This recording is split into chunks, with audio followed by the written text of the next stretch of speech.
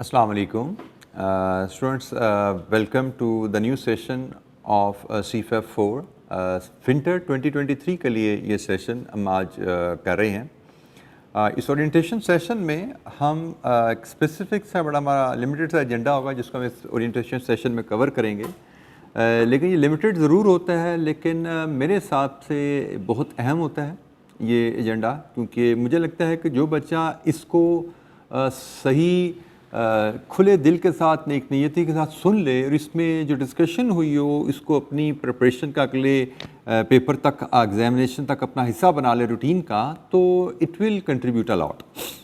अच्छा जी, ब्रीफली जो हम आज डिस्कशन में हमारी चीज़ें आएंगी उसमें I will start with very brief introduction of my self. आप में से कुछ लोग तो जानते होंगे, जो नहीं जानते उनके लिए एक ब्रीफ इंट्रोडक्शन हो जाएगा, थोड़ा बैकग्राउंड का अंदर फेमिलियरिटी इस्टेब्लिश हो जाती है आपके साथ।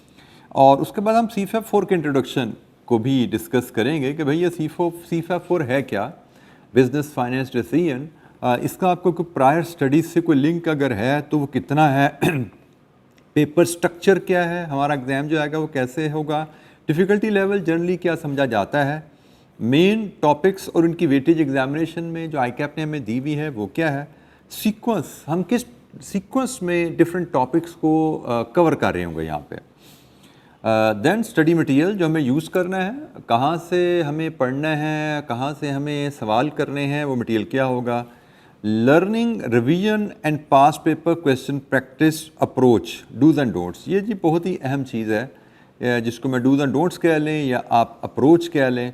लर्निंग की अप्रोच, रिवीजन की approach and pass paper practice, ये कैसे करनी है।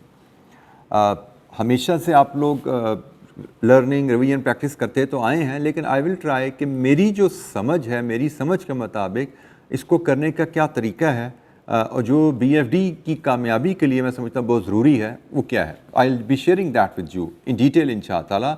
आज की इस लेक्चर में तो होगा ही होगा, लेकिन इस एरिया पे काम हमारा कंटिन्यूस होता रहता है। थ्रू आउट द सेशन हम जब बात कर रहे होंगे तो इस पर बात हमारी चलती रहेगी। ये जी एक बहुत अहम area, implication of online examination. सब लोग इस वक्त डरे हुए हैं, घबराए हुए हैं, पता नहीं ऑनलाइन एग्ज़ाम होने जा रहा है तो क्या होने जा रहा है। तो कुछ नहीं होता भाई, पहली बात तो याद रखना, आगे चल के बात करते हैं क्या हमें क्या करना है, लेकिन एक चीज़ ध्यान रखना, जो भी है सबके साथ है ना, आप अकेले तो नहीं हो। इट्स जिसको हम कहते हैं लेवल प्लेइंग फील्ड है आजकल की बड़ी जो ज़बान बनी हुई है, तो it's a level playing field, सबके लिए बराबरी है। सबको पता है कि सबके एग्ज़ाम ऑनलाइन कंप्यूटर बेस्ड होने हैं। It's not online, it's in fact computer based. मेरा ख्याल है राउंड यहाँ पे टर्म यूज़ हो गया, यहाँ पे word should have been computer based examination.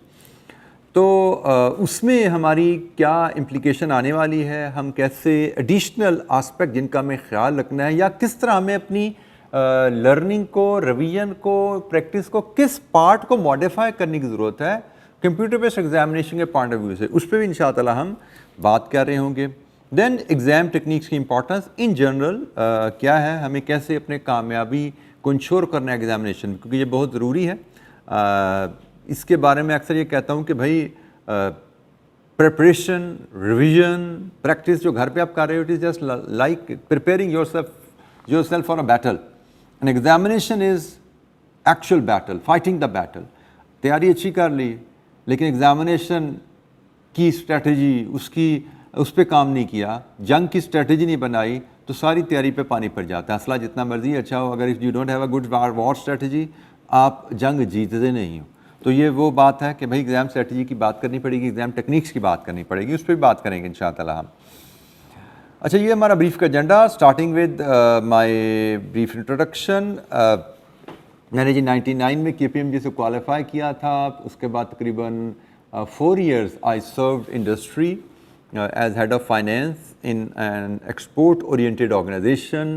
Parallel में I got myself engaged in the education sector, or currently I'm working as a partner in Rahman Sarfraz Rahim Iqbal Rafiq Chartered Accountant. It's a category A firm, member firm of Russell Bradford. और इसके अलावा मेरा teaching में currently जो engagement है वो CA के बच्चों के साथ है। आल्दो मैंने अपना टीचिंग करियर प्रोफेशनल लेवल पे, कॉलेज लेवल पे तो स्टार्ट किया था 2002 से, इंडिविजुअल लेवल पे, पर्सनल लेवल पे coaching I started in 1996, then I took a break after some time ताकि मैं अपनी फाइनल की प्रिपरेशन कर सकूँ। 2002 से मैं प्रोफेशनल लेवल कोचिंग में इन्वॉल्व हुआ कॉलेज लेवल पे। ACCA को बहुत अरसा पढ़ाता रहा, लेकिन फिर CA की कोचिंग में इन्वॉल्व हुआ और CFAP 4 या बिज़नेस फाइनेंस डिसीजन है, इसको मैं 2008 से पढ़ा रहा हूँ। फिर मैनेजमेंट अकाउंटिंग एक सब्जेक्ट हमारा फाइनल लेवल पे होता था, वो भी तकरीबन मैंने 6-7 साल पढ़ाया। जिससे ख़त्म होने से पहले 2018 में वो स्कीम चेंज हुई तो वो सब्जेक्ट हमारा निकल गया। और कैफ लेवल पे भी है कॉस्ट एंड मैनेजमेंट अकाउंटिंग, और मैनेजरियल एंड फाइनेंशियल एनालिसिस में जो फाइनेंस का पोर्शन है I take up that only. Managerial portion is like आप में से जिन्होंने पढ़ा है दे नो कि उसमें बिजनेस मैनेजमेंट के थ्रीज़ हैं, तो वो मेरा फोटे नहीं है, मैं वो टेकअप नहीं करता। मैं फाइनेंशियल एनालिसिस जो फाइनेंशियल मैनेजमेंट है, जो BFD का आप समझिए एक स्मॉलर इंट्रोडक्टरी लेवल वर्जन है, वो मैं पढ़ाता हूँ। तो ये जी मेरा एक ब्रीफ इंट्रोडक्शन था। हम अब चलते हैं CFAP 4 की तरफ। CFAP 4 हमारा लिंक कहाँ बनता है पिछली स्टडी से? अच्छा, पिछली स्टडीज़ में हमने कॉस्ट एंड मैनेजमेंट अकाउंटिंग के 2 सब्जेक्ट पढ़े हुए हैं। कॉस्ट अकाउंटिंग में हमने डिफरेंट टूल्स सीखे थे, जिसमें कॉस्ट पर यूनिट कैलकुलेट करना सीखना, और मैनेजमेंट अकाउंटिंग में हमने डिफरेंट टूल्स पढ़े थे, जिसमें बिजनेस डिसीजंस लेने के लिए हमें क्या क्या स्किल्स चाहिए। तो CAF 3 में हमने ये सब्जेक्ट पढ़े थे। तो ये कुछ ना कुछ यहाँ जब जो कॉन्सेप्ट पढ़े थे वो हमारे BFD की कोई बेस, कुछ ना कुछ बेस प्रोवाइड करते हैं। बट मोर लेस अगर हम देखें, बल्कि हम अगर ज़्यादा एक्यूरेटली देखें, तो शायद फ़िलहाल नई स्कीम के मुताबिक CAF 6 है, जो बिल्कुल हमारे इस CFAP 4 का इंट्रोडक्टरी लेवल पेपर है। आप में से बहुत से बच्चों ने शायद CAF 6 ना पढ़ा हो, क्योंकि CAF 6 को आए हुए अभी हार्डली एक आध साल हुआ है स्कीम को इंट्रोड्यूस हुआ है। 2021 में जब स्कीम चेंज हुई थी तब ये इंट्रोड्यूस हुआ था। सो मेजॉरिटी ऑफ स्टूडेंट्स ने शायद अभी CAF 6 ना पढ़ा हो, लेकिन CAF 6 में आपके तकरीबन जो तमाम टॉपिक्स हैं BFD के, उन सब का इंट्रोडक्टरी लेवल नॉलेज वहाँ पे दिया गया है। बट जिन्होंने नहीं पढ़ा CAF 6 उनके लिए इंशाअल्लाह इस क्लास में कोई डिसएडवांटेज नहीं होगा, क्योंकि हमने ये कोर्स इसी अंदाज में डिज़ाइन किया होता है कि जो बच्चे CAF 6 पढ़ के नहीं आए उनको भी हम स्क्रैच से बेसिक लेवल से ही लेके चलते हैं। तो इंशाअल्लाह आपने CAF 6 नहीं पढ़ा तो कोई डिसएडवांटेज नहीं है। CAF 6 पढ़ा हुआ है तो यू में भी एट सम एडवांटेज कि आप जो बेसिक्स हैं वो जल्दी पिक कर लोगे, लेकिन वो बेसिक्स इतनी कम है कि मुझे लगता है अगर मैं कहूँ ना कि जो CAF 6 में MF जो आपने फाइनेंशियल मैनेजमेंट का एरिया पढ़ा है, that is hardly may be 10% of BFD, वो भी बेसिक लेवल का 10%, तो which is very negligible area. तो बहरहाल इंशाअल्लाह हम BFD में वो तमाम चीज़ें भी कवर करेंगे शुरू से ही जो हमने CAF 6 में पढ़ी हुई हैं। अच्छा जी, BFD है क्या? थोड़ा सा इससे हम तारुफ ले लें। बिजनेस फाइनेंस डिसीजन क्या है? It refers to a process of planning, organizing and controlling an organizational financial resources. Financial resources funds, पैसा ऑर्गेनाइजेशन का, उसकी प्लानिंग करना, उसको ऑर्गेनाइज करना, उसको कंट्रोल करना। मकसद क्या है? In order to achieve its long term goals and objective. पैसे को हमने इस अंदाज में प्लान, ऑर्गेनाइज, कंट्रोल करने हैं कि हम ऑर्गेनाइजेशन के लॉन्ग टर्म ऑब्जेक्टिव्स को हासिल कर सकें। इस प्रोसेस में होता क्या क्या है? Making strategic decision relating to financing, investment, risk management and resource allocation. ये हमें जी इस प्रोसेस जो हम कह रहे हैं, हमें प्रोसेस में ये चीज़, ये काम करने हैं। ये काम करने के लिए हम ये जो प्लानिंग, ऑर्गेनाइजेशन एंड कंट्रोलिंग के लिए हम किन किन एरियाज़ पे काम करते हैं। तो जनाब हम फाइनेंसिंग डिसीजन लेते हैं। फाइनेंसिंग डिसीजन से मुराद कंपनी को पैसा चाहिए, कंपनी पैसा किन किन सोर्सेज से अरेंज कर सकती है। हम इन्वेस्टमेंट डिसीजन लेते हैं, मतलब कंपनी से पैसा इन्वेस्ट करना है तो कंपनी पैसा किन किन प्रोजेक्ट्स में इन्वेस्ट कर सकती है, कौन से प्रोजेक्ट फीजेबल हैं, कौन से प्रोजेक्ट फीजेबल नहीं है। हम रिस्क मैनेजमेंट के डिसीजन लेते हैं, बिजनेस रिस्क को मैनेज करने की बात करते हैं। बिजनेस रिस्क के अलावा हम फॉरेन एक्सचेंज रिस्क को मैनेज करने की बात करते हैं, इंटरेस्ट रेट रिस्क को मैनेज करने के टूल यहाँ पे सीखते हैं। And then the resource allocation, इसमें भी मेनली हम फाइनेंसिंग एंड ऑपरेटिंग जो रिसोर्सेज होते हैं उनकी एलोकेशन की बात की जाती है। आपके फाइनेंस इज़ अ रिसोर्स, आपकी मशीनरी की कैपेसिटी इज़ अ रिसोर्स, आपका human labour is a resource, आपका मटेरियल इज़ अ रिसोर्स। इनकी एलोकेशन करना कि लॉन्ग टर्म ऑब्जेक्टिव आप हासिल कर सकें। और वो लॉन्ग टर्म ऑब्जेक्टिव जो ऊपर हमने कहा कि भाई हासिल करना है, वो लॉन्ग टर्म ऑब्जेक्टिव होता क्या है? Maximising the value of organisation equity, जिसको हम शेयर होल्डर्स वेल्थ भी कहते हैं। ये आपका फाइनेंशियल मैनेजमेंट का ये हमारा BFD बिजनेस फाइनेंस डिसीजन जो है, ये सब्जेक्ट इसको हम एडवांस या स्ट्रेटेजिक फाइनेंशियल मैनेजमेंट भी कहते हैं, ठीक है। जैसे ACCA में it is called advance financial management, CA में बिजनेस फाइनेंस डिसीजन नाम आने से पहले इस सब्जेक्ट का नाम स्ट्रेटेजिक फाइनेंशियल मैनेजमेंट होता है। जैसे मैंने जब पढ़ा था बैक इन 1999 तो मैंने इसको SFM के नाम से पढ़ा था। तो it is basically financial management by whatever name you call it. तो फाइनेंशियल मैनेजमेंट का जो ऑब्जेक्टिव है, it is the maximising the value of organisation's equity, जिसको हम शेयर होल्डर्स वेल्थ भी कहते हैं। तो शेयर होल्डर्स वेल्थ मैक्सिमाइज करना ये ऑर्गेनाइजेशन का ऑब्जेक्टिव है, and ensuring it's financial stability and growth over time. लीजिए जी, ये BFD डिफाइन हो गया कि BFD में हमने पढ़ना क्या क्या है। तो हमने BFD में फाइनेंसिंग डिसीजन पढ़नी है, BFD में हमने इन्वेस्टमेंट डिसीजन पढ़नी है, BFD में हमें रिस्क मैनेजमेंट पढ़नी है, BFD में हमने रिसोर्स एलोकेशन पढ़नी है। ऑब्जेक्टिव क्या होगा इन तमाम चीज़ों का? बिजनेस फाइनेंस डिसीजंस है, हमने डिसीजंस पढ़ने हैं फाइनेंसिंग, डिसीजंस पढ़ने हैं इन्वेस्टिंग, हम डिसीजंस पढ़ने हैं रिस्क मैनेजमेंट के, डिसीजंस पढ़ने हैं रिसोर्स एलोकेशन के। और इन तमाम डिसीजन में ऑब्जेक्टिव क्या होता है? Maximisation of shareholders wealth, which is achieved through maximization of organization's value of equity।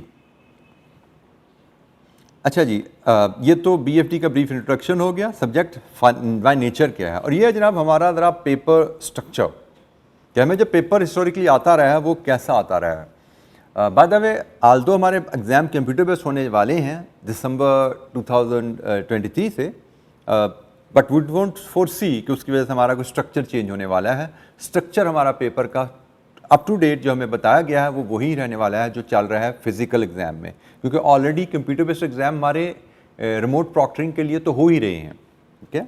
और इसके लिए ICAP ने फैसिलिटीज़ भी आपको ऑनलाइन दी हुई हैं, टेस्ट भी दिए हुए हैं, तो हम उस पर भी बात करेंगे। जिन बच्चों को उससे फेमिलियरिटी नहीं है उनको हम उसकी भी इंट्रोडक्शन भी थोड़ी देर में उसका जिक्र करेंगे। अच्छा, ये पेपर स्ट्रक्चर क्या जी? हमारा BFD का paper 5 question, usually up to 25 marks. एक क्वेश्चन, 2 क्वेश्चन 25-25 के होंगे, कोई 20 का होगा, कोई 18 का होगा, कोई 15 का होगा। So overall 5 question, maximum question कोई एक 25 मार्क्स का आता है। अच्छा, अब ये परसेप्शन कि भाई ये न्यूमेरिकल पेपर है या डिस्कर्सिव पेपर है, नॉर्मली लोगों की परसेप्शन रहती है ये न्यूमेरिकल पेपर है शायद, लेकिन ICAP ने भी रिसेंट पास्ट में इसमें डिस्कसिव एलिमेंट ऐड करना शुरू कर दिया है।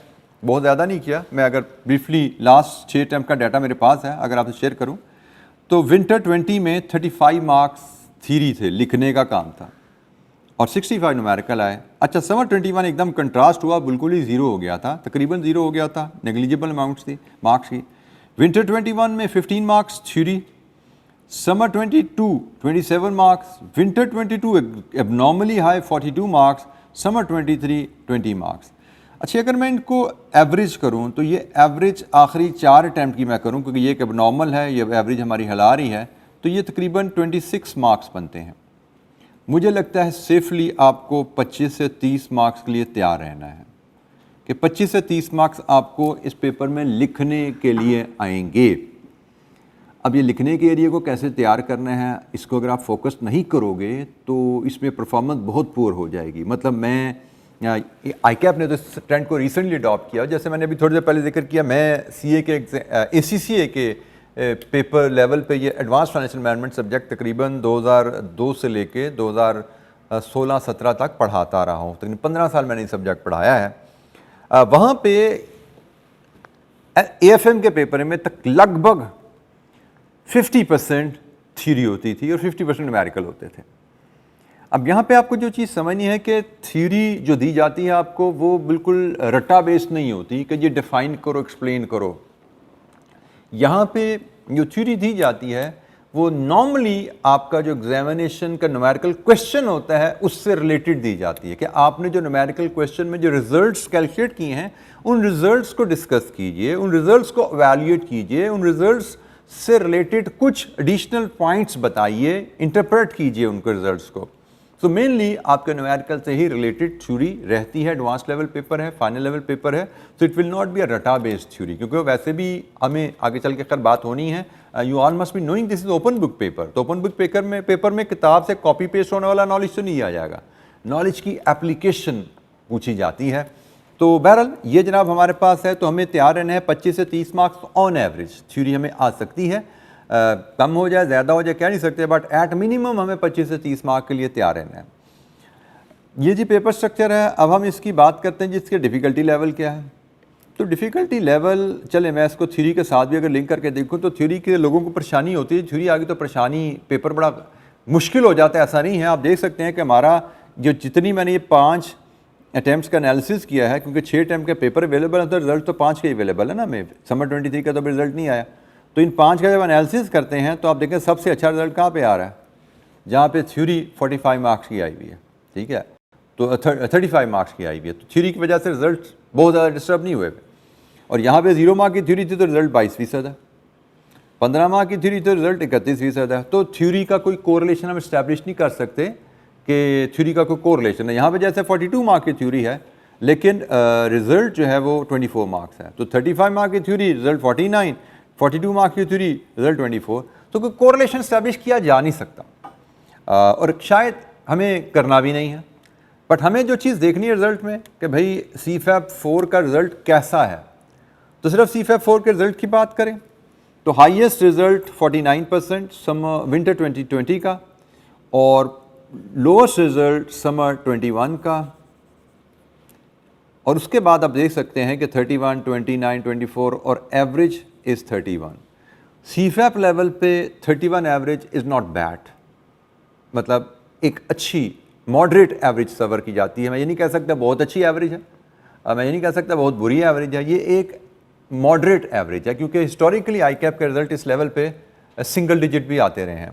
मतलब आई रिकॉल फाइनल लेवल का पेपर जो पढ़ाता था मैनेजमेंट अकाउंटिंग, मैंने थोड़ी देर पहले नाम लिया, उसका कोई 2016 में कोई रिजल्ट आया था, 16-17 अब एग्जैक्ट मुझे याद नहीं अटैम्प्ट कौन सी थी, तो वो रिजल्ट आया था, वो result was in single digit में भी 4 और 5%, 100 में से 4 या 5 बच्चा पास हुआ था, तो it was very poor result. लेकिन ऑन एवरेज हम देखते हैं कि CFAP लेवल पे 30% हमें BFD का रिजल्ट मिल रहा है, जो कि शायद CFAP के बाकी पेपर के मुकाबले में 19-20 बेहतर ही है।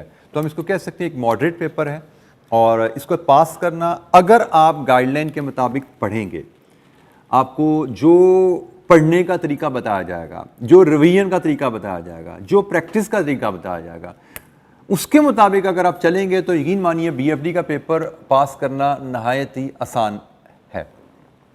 मुझे कोई इसमें डिफ़िकल्टी नज़र आती है अल्हम्दुलिल्लाह। मैंने तो खैर ये पेपर पास किया ही किया, सेल्फ स्टडी से किया था जब मेरे ज़माने में था, और फर्स्ट टाइम में किया था, like all the other paper in CA। ये भी मेरा पेपर फर्स्ट अटैम्प्ट में हुआ है, तो आई ट्राई कि मैं इसको पास करने में जो मैंने टेक्निक्स अप्लाई की, जो चीज़ें मैंने अप्लाई करके अच्छा रिजल्ट लिया, मैं आपसे शेयर करता रहूँगा पूरे सेशन में, ताकि आप लोग भी इंशाअल्लाह उससे इस्तेफादा हासिल कर सकें। अच्छा जी, ये फिर आ जाता है जी हमारा ग्रिड। मज़ीद एनालिसिस हम करते चलते हैं पेपर का जब, तो आप देख सकते हैं जी हमारे ग्रिड को ICAP ने, मैं थोड़ा सा इसको स्क्रीन को पहले इस साइड पोर्शन को बड़ा कर लूँ, 3 हिस्सों में बांटा हुआ है, A, B, C, और हर एक में वेट दिया गया है, पेपर में कितना वेट टेस्ट किया जाएगा। और ये वेट कोई पत्थर पे लकीर नहीं होती, ICAP ने हमें बताया हुआ कि भाई ये वेट सजेस्टेड है, इससे 5-10% प्लस माइनस हो सकता है, मतलब 40 का 38-35 भी हो सकता है और 60 का 62-64 भी हो सकता है, इसी तरह 25 का 20 भी हो सकता है, 30 का 35 भी हो सकता है। सो प्लस माइनस वेरिएशन हो सकती है, लेकिन कोशिश की जाती है कि इसी रेंज के अंदर ही रहा जाए। हमारे पूरे सिलेबस को बांटा गया है 3 ग्रिड्स में, और वो ग्रिड्स में फर्दर फिर कुछ लाइन आइटम्स दी गई हैं। मैं इन लाइन आइटम को भी डिस्कस नहीं कर रहा, जैसे जैसे हम आगे चलेंगे हम इस पर बात करते चलेंगे, क्योंकि इंडिविजुअल टॉपिक्स का नाम लेने का भी कोई फ़ायदा नहीं। अभी हम ओवरऑल BFD को समझ रहे हैं।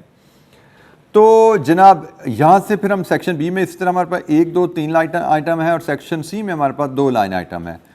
और अब हम जब पास्ट पेपर एनालिसिस पे आते हैं, अब हम ये 3 जी हमारे पास जो ग्रिड्स दिए गए हैं, आप देख सकते हैं हमारे पास 3 अटैम्प्ट्स का एनालिसिस अवेलेबल है जब से नई स्कीम आई है, समर 22, विंटर 22 एंड समर 23। इसमें 40 से 60 के अगेंस्ट 48, 42, 40 लोअर साइड पे सही, but as per grid marks test हुए हैं। दूसरा ग्रिड B जो है 25 से 30, 32, 34, 38 थोड़ा सा अपर साइड पे जा रहे हैं, और इसमें बेसिकली जो हिलने का बेसिस वजह बन रही है ना, वो ये एक टॉपिक बन रहा है, ये एक टॉपिक इसके हिलने की वजह बन रही है। इसकी वजह क्या है कि हिस्टोरिकली ये जो टॉपिक है, apply capital rationing, capital budgeting and rationing techniques in the evaluation of capital investment decision. Historically ये टॉपिक रहा है हमेशा से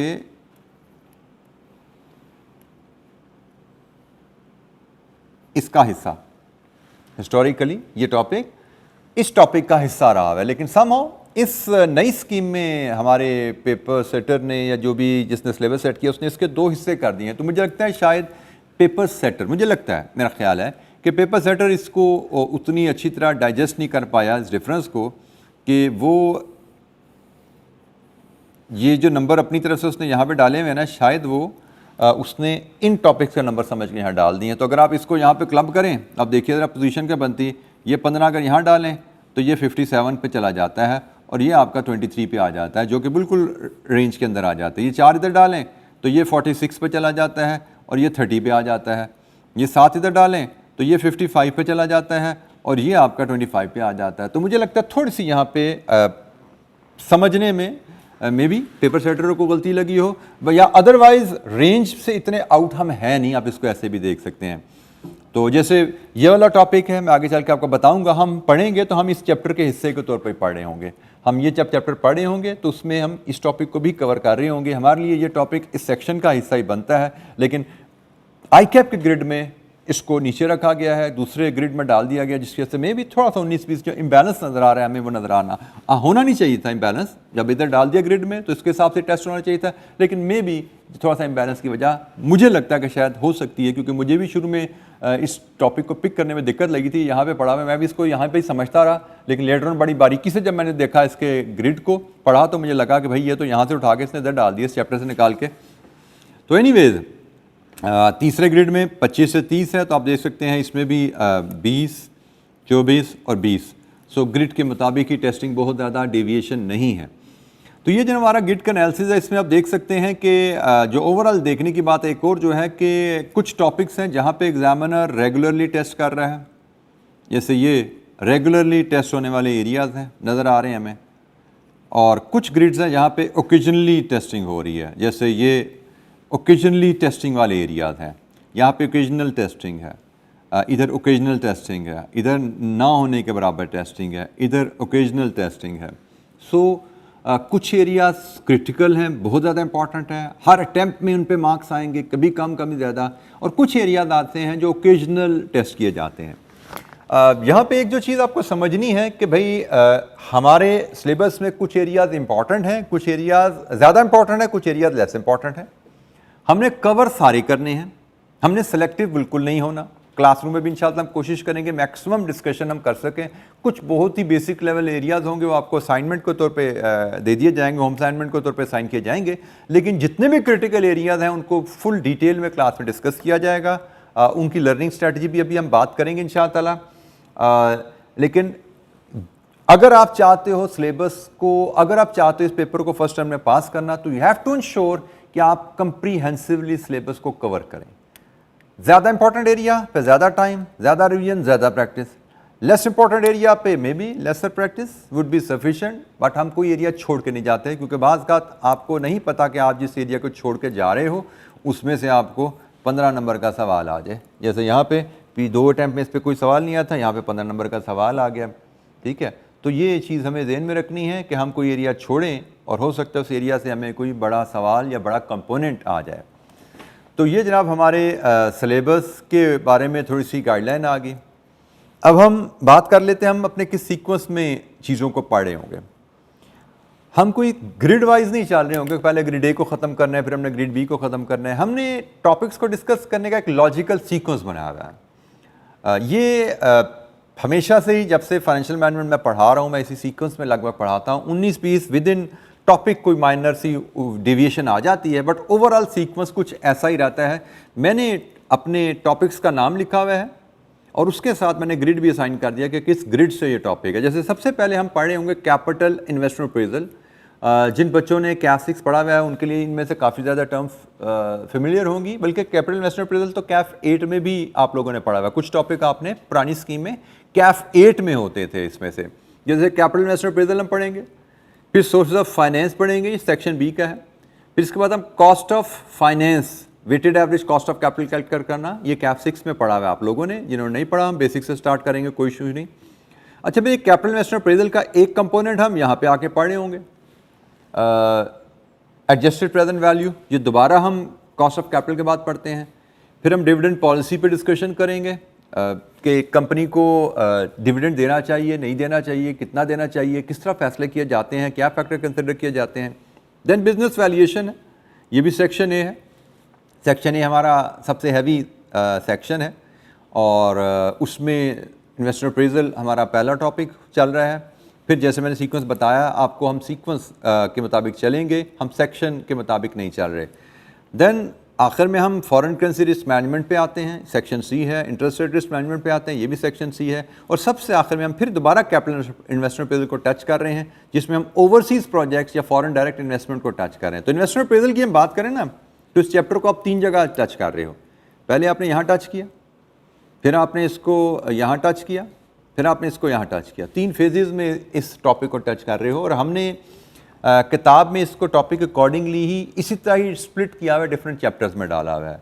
जैसे इन्वेस्टमेंट अप्रेजल का मेजर एरिया हमारा इसमें कवर हो जाएगा, एक चैप्टर 2 है हमारा यहाँ कवर हो रहा है। फिर ये जो इन्वेस्टमेंट अप्रेजल का एरिया है ये हमारा इस टॉपिक के साथ अटैच हुआ हुआ है, इस चैप्टर में कवर हो रहा है। और ये जो एरिया है ये हमारा इस चैप्टर के साथ अटैच हुआ हुआ है। तो हमारी जो किताब है, अभी हम उसमें भी आते हैं, उसमें लगभग इसी सीक्वेंस में हमने चैप्टर्स अरेंज किए हुए हैं, जिस सीक्वेंस में हम पढ़ने जा रहे हैं। ठीक है जी। स्टडी मटेरियल की बात करें तो जनाब किताब आपको मिल जाएगी। मैंने अभी रिसेंटली अपना एडिशन अपडेट करके पब्लिशर को दे दिया हुआ है। इंशाअल्लाह that should be available very soon, after Eid that should be available इंशाअल्लाह। उसमें एक तो हमारा जो कंटेंट्स होते हैं, कुछ थ्योरेटिकल राइटअप होता है टॉपिक का, फिर कोशिश की जाती है काफ़ी ज़्यादा बेसिक लेवल इलस्ट्रेशन उसमें दी गई हैं। देन लॉट ऑफ एग्जामिनल क्वेश्चन, तकरीबन 2008 से लेके 2023 तक, जो लेटेस्ट टाइम तक है, वहाँ तक के क्वेश्चन और सॉल्यूशंस शामिल हैं उसमें। देन इस वक्त थोड़ी सी मैंने बेहतरी की है उसमें, कुछ मैंने कॉन्सेप्ट बिल्डिंग रिवीजन के लिए self test MCQs and short question भी डाल दिए हैं, ताकि आप जब एक बार चैप्टर पढ़ लेते हैं और उनके रिवीजन करना चाह रहे हो चैप्टर की, तो पहले लॉन्ग क्वेश्चन पे जाने से पहले आप एक बार ये MCQs और शॉर्ट क्वेश्चन से अपना नॉलेज को थोड़ा सा रिवाइज़ कर लें, थोड़ा सा टेस्ट कर लें अपने आप को। आपको लगे कि अगर आपका नॉलेज ठीक है तो आप प्रैक्टिस क्वेश्चन पे जाइए, लॉन्ग क्वेश्चन पे जाइए। अगर लगे कि नहीं भाई MCQs में ही हमें शॉर्ट क्वेश्चन में दिक्कत हो रही है, तो इसका मतलब शायद आपको चैप्टर पीछे से दोबारा पढ़ने की ज़रूरत है, लेक्चर शायद आपको दोबारा लेने की ज़रूरत है या नहीं, वो बात ही बात है, लेकिन किताब ज़रूर पढ़नी पड़ेगी आपको अपना नॉलेज ठीक करने के लिए। अच्छा, इसके अलावा मैं रिकमेंड करता हूँ कि you must be carrying ICAP की text book as well and practice kit. Although practice kit के question majority of the question हमारे साथ मैच कर रहे होंगे, लेकिन कुछ ना कुछ एडिशनल बेसिक लेवल क्वेश्चन यहाँ पे ज़रूर आपको मिल सकेंगे। लेकिन डेफिनेटली जो टेक्स्ट बुक है उसमें you will find much more reading material than our notes. अभी थोड़ी देर पहले हमने बात की थी कि हमारा डिस्कसिव एरिया ICAP डालता जा रहा है। डिस्कसिव एरिया को एड्रेस करने के लिए, मतलब मेरे हिसाब से न्यूमेरिकल को भी अच्छी तरह सॉल्व करना है तो थ्योरेटिकल रीडिंग बड़ी अच्छी चाहिए आपको, लेकिन थ्योरी के पार्ट्स को अगर आपने अटेम्प्ट करना है अच्छा तो मस्ट है। उसके बगैर तो आप किताब पढ़े बगैर तो थ्योरी के पार्ट को अटेम्प्ट कर ही नहीं पाते। तो मुझे लगता है कि टेक्स्ट बुक आपके पास हो, आप कोशिश कीजिएगा रीडिंग को टाइम ज़्यादा से ज़्यादा देने की। हमारा बच्चा इस सब्जेक्ट को न्यूमेरिकल समझ के न्यूमेरिकल कैलकुलेशन पर बहुत ज़्यादा टाइम दे देता है, which is a sort of imbalance, क्योंकि आपको थ्योरी प्रिंसिपल की अंडरस्टैंडिंग के बगैर न्यूमेरिकल अच्छा नहीं होता, और प्रिंसिपल थ्योरी की अंडरस्टैंडिंग के बगैर आप न्यूमेरिकल के रिजल्ट्स को इंटरप्रेट डिस्कस नहीं कर सकते, प्रॉपरली एवेल्यूएट नहीं कर सकते। सो नोट्स आप रूटीन में पढ़े होंगे, किताब आप सिलेक्टेड एरियाज़ की, ICAP की किताब आप सिलेक्टेड एरियाज़ की पढ़े होंगे। You must be having it in the soft form, not necessarily कि आप उसको प्रिंट करवाएं, सॉफ्ट फॉर्म में ICAP से डाउनलोड करके रख लें और सिलेक्टेड एरियाज़ आप वहाँ से ज़रूर पढ़ेंगे, ये आप ध्यान में रखिएगा। किताब से जान छुड़ा के आप कहीं नहीं जा सकते। अच्छा जी, हमारी अब स्टडी में अप्रोच क्या रहती है। मेरी अप्रोच थोड़ी सी, मेरी कोशिश होती है कि मैं आपकी अप्रोच इस अंदाज में बनाऊं कि आपके लिए पेपर पहली अटेम्प्ट में पास करना आसान हो जाए, या खुदा ना खास्ता जो बच्चे पहली अटेम्प्ट में पास ना भी कर पाएँ उनकी फाउंडेशन इतनी अच्छी बनी हो कि इमीडिएट नेक्स्ट अटेम्प्ट में ऐसे करके पेपर उनका पास हो जाए। कोशिश होगी पहली अटेम्प्ट में ही निकले इंशाअल्लाह, लेकिन अगर अटेम्प्ट ना पास नहीं हुए तो फाउंडेशन तो अच्छी होनी चाहिए ना, ताकि उस पर हम नेक्स्ट अटेम्प्ट में बिल्डिंग बना के निकल जाएं। ये approach right from the first day मैं कोशिश करूँगा आपको गाइड करता रहूँ, और उसके मुताबिक अगर आप अमल करते रहे इंशाअल्लाह तो लाइक्लीहुड इज़ वेरी हाई इंशाअल्लाह कि आप पहली अटेम्प्ट में ही सब्जेक्ट को पास कर पाएंगे। हम जनाब हर टॉपिक को जब स्टार्ट किया करेंगे तो उसका कुछ पहले बैकग्राउंड नॉलेज डिस्कस किया करेंगे कि ये टॉपिक हम क्यों पढ़ रहे हैं, इसकी एप्लीकेशन क्या है हमारी रियल बिजनेस वर्ल्ड में। उसमें फिर फाइनेंशियल मैनेजमेंट के हिसाब से उसको कुछ रूल्स पढ़ेंगे, कॉन्सेप्ट पढ़ेंगे, प्रिंसिपल्स पढ़ेंगे, उनको फिर काफ़ी ज़्यादा बेसिक इलस्ट्रेशन की वजह से, डिपेंडिंग अपॉन टॉपिक की कॉम्प्लेक्सिटी, कहीं कम कहीं ज़्यादा, हम बेसिक लेवल इलस्ट्रेशंस करेंगे। सो बैकग्राउंड डिस्कशन, प्रिंसिपल्स की डिस्कशन, असूलों की डिस्कशन, एंड देन इलस्ट्रेशन से उन असूलों की एप्लीकेशन को समझना, और फाइनली हर चैप्टर के एंड पे हम पास पेपर की डिस्कशन कर रहे होंगे। हमारी हर टॉपिक की तकरीबन यही स्ट्रेटजी रहने वाली है क्लासरूम में। बट एक चीज़ जो आपको जहन में रखनी है कि क्लासरूम का काम is not sufficient to get you through the exam. Classroom का काम is just to provide you guidance, to give you direction कि आपको किस डायरेक्शन में चलना है और किस अंदाज में चलना है। आप क्लासरूम में बैठेंगे तो आप डायरेक्शन और गाइडेंस हासिल कर पाएंगे, फिर उस डायरेक्शन और गाइडेंस के मुताबिक अपना होमवर्क, रिवीजन एंड प्रैक्टिस आप करेंगे तो ही आप कामयाबी को हासिल कर पाते हैं। हम चूँकि ज़्यादातर बच्चे सीफेप में ऑनलाइन ही पढ़ रहे होते हैं, कैफ में भी हैं, ऑनलाइन ही बच्चे काफ़ी ज़्यादा अटेंड कर रहे होते हैं लेक्चर्स, तो एक बड़ी मिसकंसेप्शन बच्चों के ज़हन में होती है।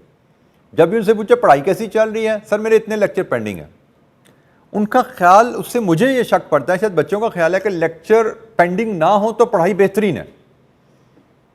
शायद वो ये सोचते हैं कि अगर मैंने लेक्चर पेंडिंग ख़त्म कर दिया तो मेरा पेपर तैयार है, मैं पेपर पास हो जाएगा। भाई मैं यहीं पे इसलिए आपको ये क्लियर कर रहा हूँ कि लेक्चर लेना is just getting the guidance, पर उस गाइडेंस के मुताबिक एफर्ट करना, that will get you through the exam. उस गाइडेंस के मुताबिक रिवीजन, प्रैक्टिस करना, टेस्ट देना, मॉक देना, that will get you through the exam. तो जनाब हमारी classroom activity background, principles, illustration, then examinable question, ये रहेगी। और आप इसके बाद क्या करोगे? आपके करने के काम क्या हैं? Know all the topics through lectures, reading notes and if required book and doing illustration. Class में आपने सुनी बातें, क्लास में आपने इलस्ट्रेशंस होते देखी, उसके बाद आपका काम है कि विद इन 24 आवर्स आइडली आपको वो लेक्चर नोट से पढ़ना है, किताब से पढ़ना है अगर नोट से पढ़ के थ्योरेटिकली कॉन्सेप्ट ऑब्जर्व नहीं हुए, और इलस्ट्रेशन जो करवाई उनको रीडू कर लीजिए, जो नहीं करवाएंगी वो एज अ होमवर्क उनको परफॉर्म कर लीजिए ताकि आप बेस को समझ सकें। मैं आज ही एक वीडियो देख रहा था कॉन्सेप्ट्स की लर्निंग के ऊपर, and according to that researcher it is a scientifically proven fact कि हम बच्चे जिस तरह पढ़ते हैं normally, that is not the right way. Normally हम कैसे पढ़ेंगे? चलिए हम अगर बात करें, हम आज लेक्चर सुन लिया आपने, और आपने कहा जी लेक्चर सुन लिया, इसका टॉपिक तैयार हो गया, उसके बाद शायद कभी टेस्ट आ जाएगा तो टेस्ट के लिए आप पढ़ने की कोशिश कर लेंगे, लेकिन वी नो कितने % बच्चे टेस्ट देते हैं और पढ़ने की कोशिश करते हैं। दोबारा कभी टेस्ट आएगा या मॉक आएगा, उसके लिए पढ़ने की कोशिश कर लेंगे, लेकिन सब लोगों को इंतज़ार होता है कि भाई हमारा जब कोर्स ख़त्म होगा ना, जब सारे लेक्चर पूरे हो जाएंगे फिर हम पढ़ना शुरू करेंगे, तब हमारी रिवीजन और प्रैक्टिस शुरू होगी। ये बेटा ज़हन में रख लीजिए बात कि एक साइंटिफिकली प्रूवन फैक्ट है कि अगर आज की बात आपने विद इन 24 आवर रिवाइज नहीं की तो जहन से वो स्लिप हो जाएगी। आपकी क्लास का जो टाइम इन्वेस्टमेंट है ज़ाया हो जाएगा अगर आपने कॉन्सेप्ट को रिवाइज नहीं किया। आइडली 24 एक दिन बाद रिवाइज करना चाहिए। और मुझे लगता है उसके बाद आपको कोई 4 हफ्ते बाद वीकेंड पे फिर रिवीजन होनी चाहिए, second revision. Third revision may be month and पे होनी चाहिए। ये मिनिमम रिवीजन की बात करूँ, इससे ज़्यादा कर लीजिए आप तो अच्छी बात है। रिवीजन की मैं बात कर रहा हूँ, इसको मैं क्लियर करूँगा अभी। आपको मंथ एंड पे होनी चाहिए। फोर्थ रिवीजन मे बी 2 या 2.5 महीने बाद आपकी होनी चाहिए। तो असूलन जब आप सिलेबस एंड हो रहा होगा, इंशाअल्लाह ताला हमारे लेक्चर्स जो हैं वो तो अवेलेबल हैं, लेकिन आपका शेड्यूल टारगेट यही होना चाहिए कि आप उनको ख़त्म करें लेटेस्ट बाय एंड अक्टूबर, ताकि नवंबर का महीना आपकी थॉरली लेक्चर से जान छूटी हो और सिर्फ रिवीजन और प्रैक्टिस पे आप काम कर रहे हो। बाय दैट टाइम आप अक्टूबर में जब कोर्स ख़त्म कर रहे हैं, असूलन आपका जो टॉपिक्स हैं, ज़्यादातर टॉपिक्स 3 से 4 दफ़ा आपके रिवाइज हो जाने चाहिए। रिवीजन से मुराद क्या है?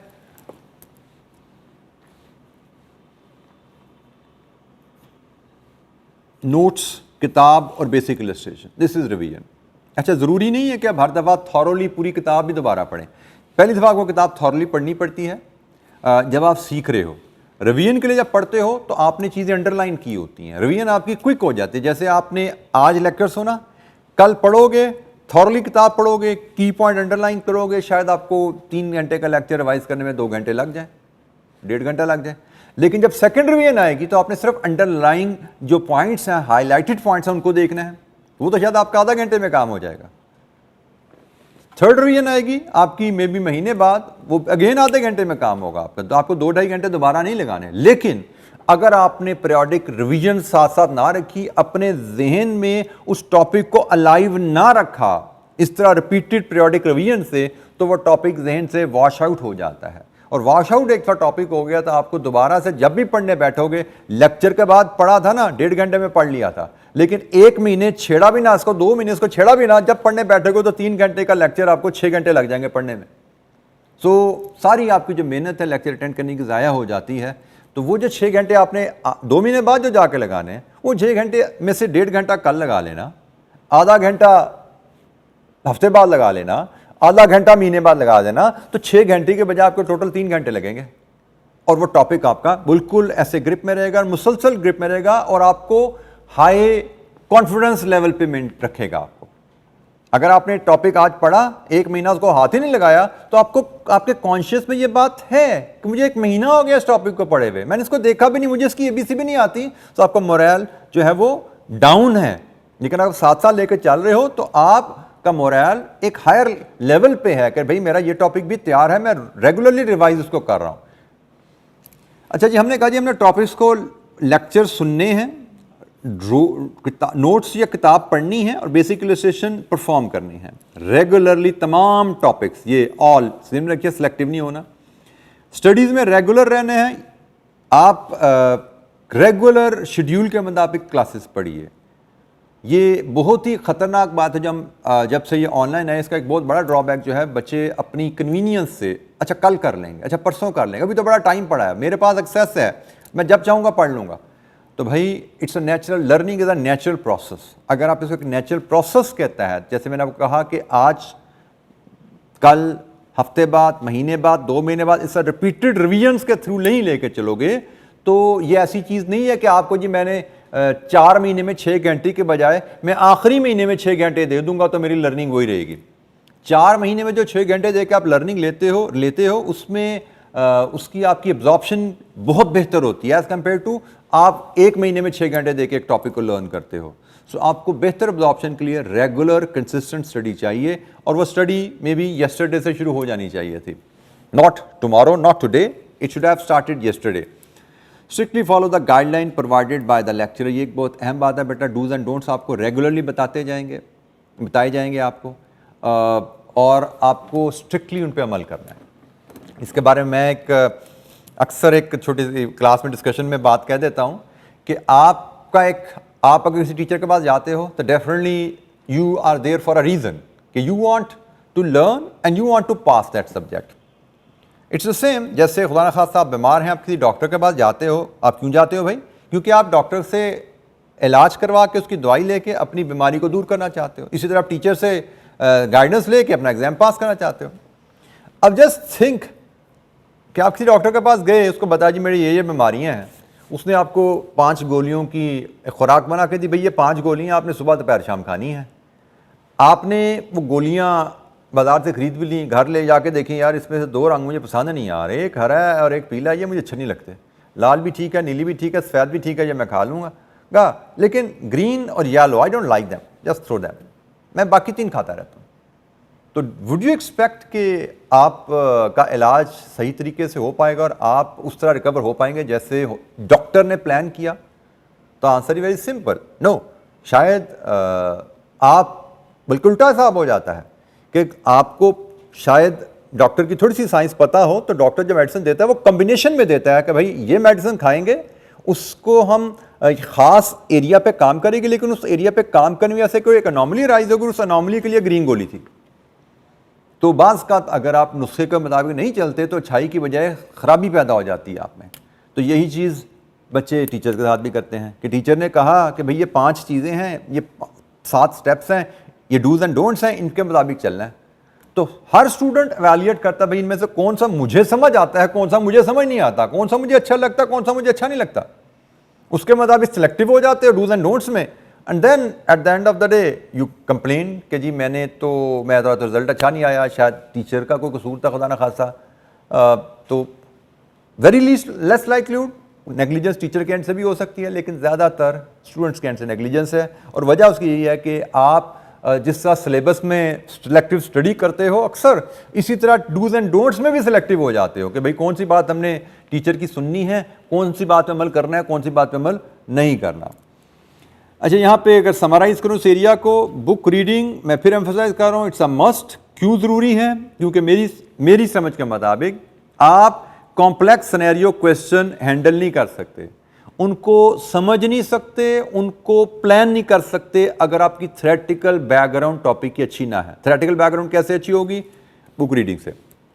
और दूसरा वो तो बता ही दिया आपको कि भाई अब तो थ्योरेटिकल पार्ट्स क्वेश्चन भी आने हैं, उनको भी रिस्पॉन्ड करना है, तो उनको करने के लिए भी आपको बुक रीडिंग चाहिए। तो बुक रीडिंग आपको 2 तरह से हेल्प करेगी। एक, कॉम्प्लेक्स जो हमें सिनेरियो बेस्ड क्वेश्चंस आते हैं, 1.5, 2, 3 सफ़े तक बात का चले जाते हैं हमारे क्वेश्चन, देखेंगे आगे चल के हम पास पेपर्स में, उनको पढ़ना, उनको समझना, उनका आंसर प्लान करना। You need to have very thorough understanding of the topic.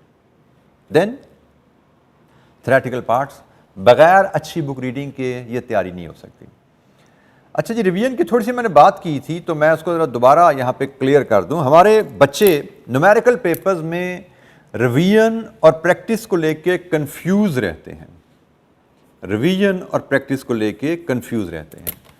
बच्चों को ख्याल होता है कि रिवीजन के लिए किसी टॉपिक के 2 सवाल कर लिए जाएं या 4 सवाल कर लिए जाएं तो टॉपिक रिवाइज हो जाता है।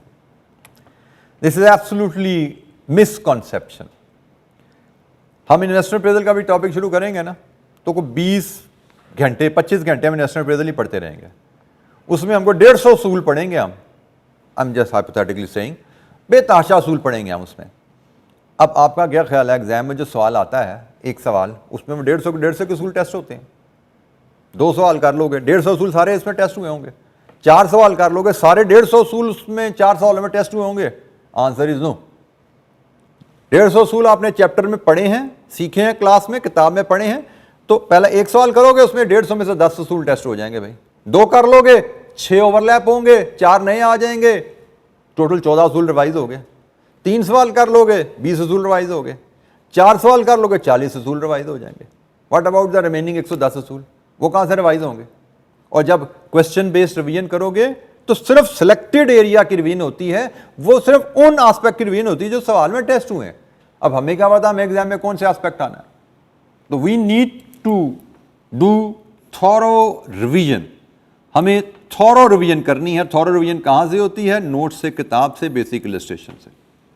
तो रिवीजन जब भी मैं कहूँ क्लास में, रिवीजन का मतलब है नोट्स पढ़ना, किताब पढ़ना, जहाँ से बेसिक असूल सीखे हैं आपने किसी भी टॉपिक के बारे में, उस बेसिक डॉक्यूमेंट को जाके पढ़ना, उन बेसिक डॉक्यूमेंट से जाके उन बेसिक इलस्ट्रेशन को जाके रीडू करना, दैट इज द रिवीजन।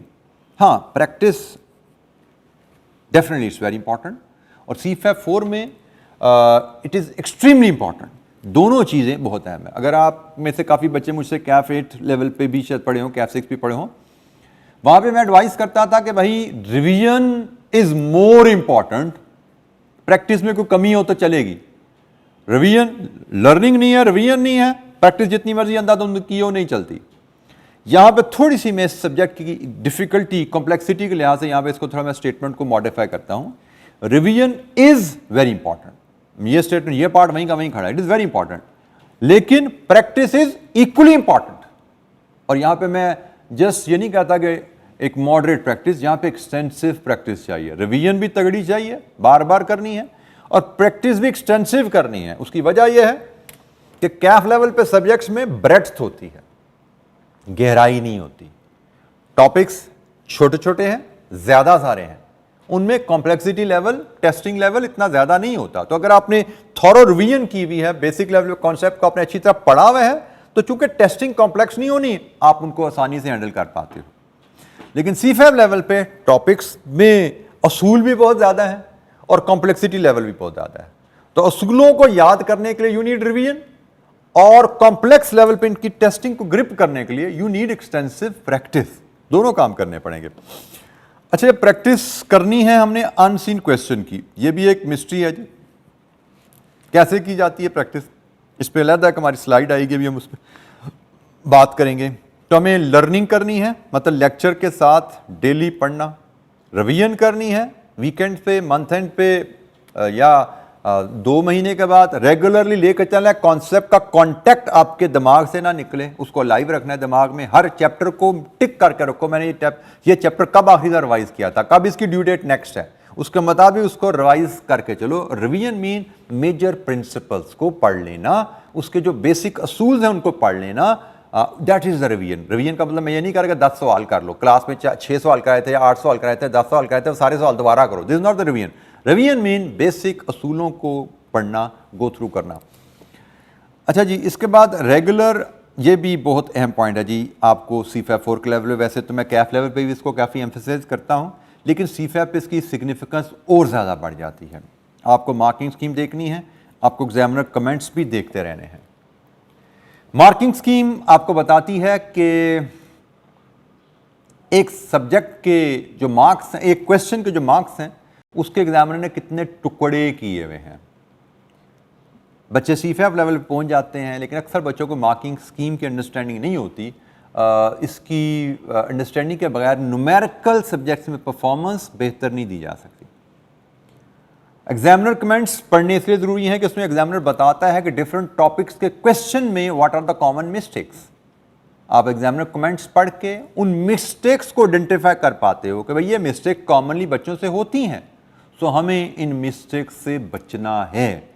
आपको मिस्टेक्स पता लग जाए, कॉमन मिस्टेक्स, तो आप खुद जब सवाल कर रहे हो, प्रैक्टिस कर रहे हो, एग्जाम में जब बैठे हो, इंटेंशनल एफर्ट करके उन मिस्टेक्स से आप बच जाते हो। लेकिन आपको कॉमन मिस्टेक्स पता हो तो ही इंटेंशनल एफर्ट कर पाओगे ना बचने की। तो मेक इट अ पॉइंट कि जब भी पास्ट पेपर प्रैक्टिस करें, मैं क्लास में भी कुछ ना कुछ आपको मार्किंग स्कीम या एग्जामिनर कमेंट्स शेयर करूंगा, डिस्कस करूंगा, लेकिन you should make it a habit कि आप इसको रेगुलरली देखें। बाय द वे, ये मार्किंग स्कीम, एग्जामिनर स्कीम भी मेरी पिछली बुक में हिस्सा नहीं थे, लेकिन इस बुक में इन जो भी ये अवेलेबल है, जब से पास्ट पेपर्स की हमें इंफॉर्मेशन अवेलेबल है, वो भी टेक्स्ट बुक में हम जो हमारे नोट्स छप रहे हैं उसके एंड पे इनको भी शामिल कर दिया गया है। तो आपके लिए ये भी कन्वीनियंस रहेगी कि आप जब पास्ट पेपर करो, उसके अटैम्प्ट देखो, उस अटैम्प्ट के मार्किंग स्कीम, उस अटैम्प्ट की एग्जामिनर कमेंट्स जाके बुक के एंड पे ज़रूर देखा कीजिए, has a habit.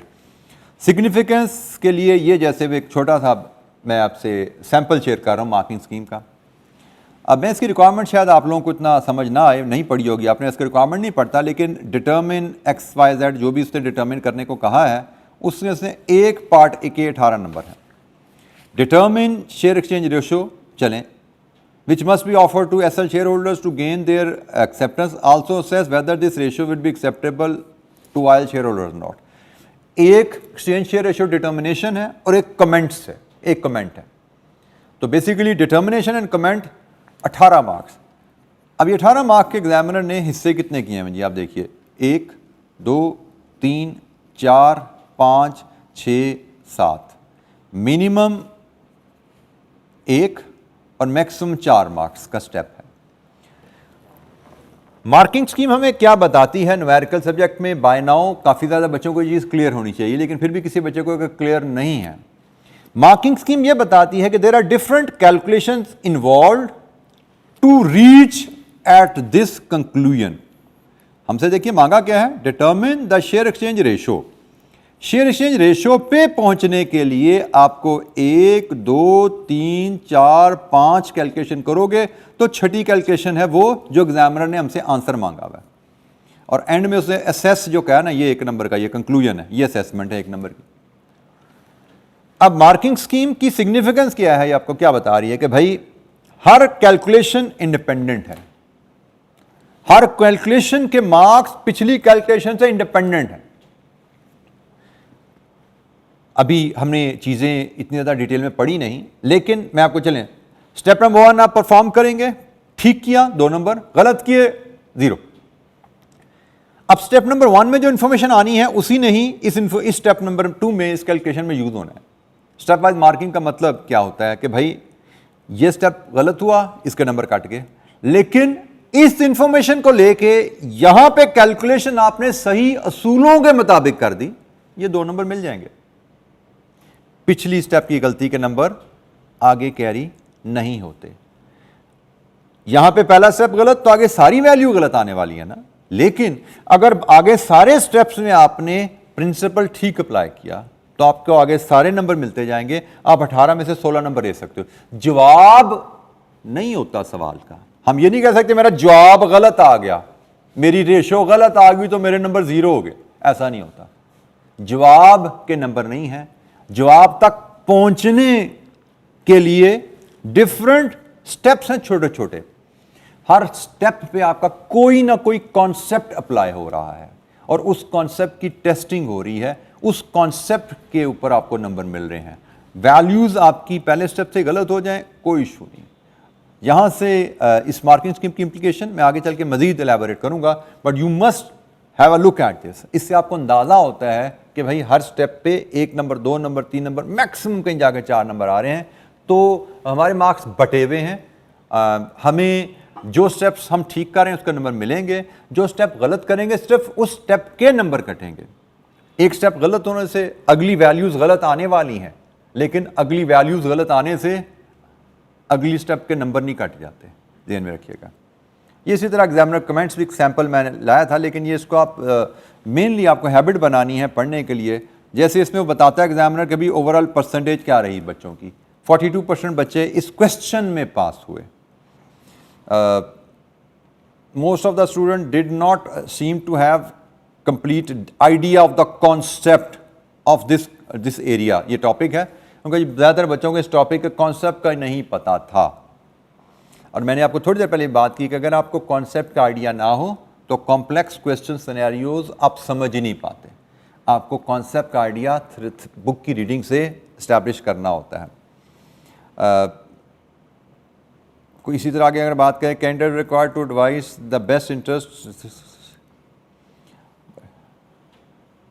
Many candidates ignored the banks fee correctly calculated, many candidate but the basis, specific topic के रेफरेंस इश्यूज हैं। लेकिन इन शॉर्ट आप जब क्वेश्चंस कर रहे होंगे आपका टॉपिक का नॉलेज भी होगा, आप उस टॉपिक के नॉलेज के साथ जब सवाल करते हैं तो इन एरर्स को, स्टूडेंट्स की गलतियों को आप समझ पाते हैं।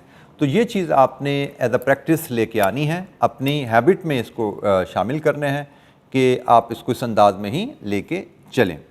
अच्छा, इसके बाद नेक्स्ट एरिया हमारा है एक प्रैक्टिस क्वेश्चंस का।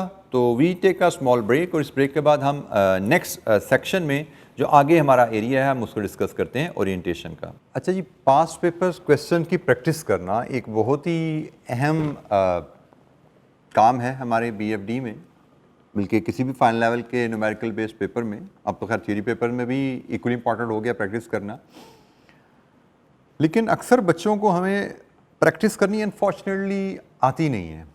प्रैक्टिस करने का मकसद क्या है, उस मकसद का ही नहीं पता होता। तो जब मकसद का नहीं पता तो हसूल की कोशिशें सारी नाकाम चली जाती हैं।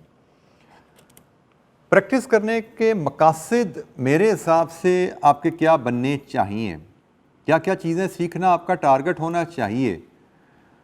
सबसे पहले आपकी reading and comprehension, that is important, कि आप सवाल को पढ़ के उसको समझने की ताकत हासिल करें। स्टेप नंबर 2, उसकी प्लानिंग करना आंसर की, कि मतलब उस सवाल का जवाब हमें किन स्टेप्स को, किन प्रिंसिपल्स को अप्लाई करके लेना है और उसका जवाब किस फॉर्मेट पे होना चाहिए। और तीसरी चीज़ आती है जी एग्जीक्यूशन, कि जो हमने प्लान क्वेश्चन को समझा, फिर अपने नॉलेज को इस्तेमाल करते हुए उसका प्लान डेवलप किया, फिर उसको एग्जीक्यूट करना। यहाँ पे अब इशू क्या आता है कि हमारा बच्चा जो ज़्यादातर प्रैक्टिस कर रहा है उसका सारा फोकस इस पे होता है, क्योंकि प्रैक्टिस करने का तरीका क्या है, क्वेश्चन पढ़ा जाता है, क्वेश्चन पढ़ के समझ नहीं आता, फाइनल लेवल क्वेश्चन है, आप अभी एक दफ़ा दो दफ़ा टॉपिक पढ़ा हुआ है तो आपको समझ नहीं आता सवाल, आप बजाय इसके कि उसकी रीडिंग पे तवज्जो कीजिए, टॉपिक की रिवीजन पे तवज्जो कीजिए, आप उसका जवाब देखते हैं और जवाब से आपको सब चीज़ें पता लग जाती हैं। ये सारी चीज़ आपको पता लग जाती है कि शुरू कहाँ से करना है, ख़त्म कहाँ से करना है, फॉर्मेट में रोज़ होंगी, कॉलम होंगी, फार्मूलाज कौन से लगेंगे, स्टेप्स कौन से लगेंगे, सब पता लग गया। तो जब पता लग गया छाप दिया उसको और खुश हो गए, हमने 1 सवाल कर लिया, 2 सवाल कर लिए, 4 कर लिए, 100 कर लिए। और समहाउ हम गिनती पूरी करके खुश करते रहते हैं, खुश होते रहते हैं, ये मैंने 5 सालों के सवाल कर लिए, मैंने 10 सालों के सवाल कर लिए। यहाँ पे ये ध्यान में रखिए, आपको सवाल करने का खातिर ख्वाह फ़ायदा नहीं हो रहा अगर आपके सामने ये ऑब्जेक्टिव्स नहीं हैं और इन ऑब्जेक्टिव्स को हासिल करने के लिए आप सवाल नहीं कर रहे। हमें सवाल घर पे प्रैक्टिस करते हुए उस अंदाज में करने हैं, अपने आप को उस चीज़ के लिए तैयार करना है जो 3 घंटे 15 मिनट में हमने फेस करनी एग्जामिनेशन हॉल में। क्वेश्चन पढ़ के समझ नहीं आई तो दोबारा पढ़ो, नहीं समझ आई तीसरी दफ़ा पढ़ो। शुरू में हो सकता है आपको सवाल 4-4 5-5 दफ़ा पढ़ना पड़े। मेरे हिसाब से टारगेट आपका होना चाहिए 3 दफ़ा सवाल पढ़ के समझ आ जाए। 3 दफ़ा से कम पढ़ के सवाल को अटैम्प्ट करना मुझे लगता है नालायकी है। बहुत ज़्यादा आपका एरर रेट रहेगा और बहुत गलत डायरेक्शन में आप सवाल को हल करने चल पड़ेंगे अगर आप 3 दफ़ा से कम पढ़े बगैर सवाल को हल करने जाएंगे।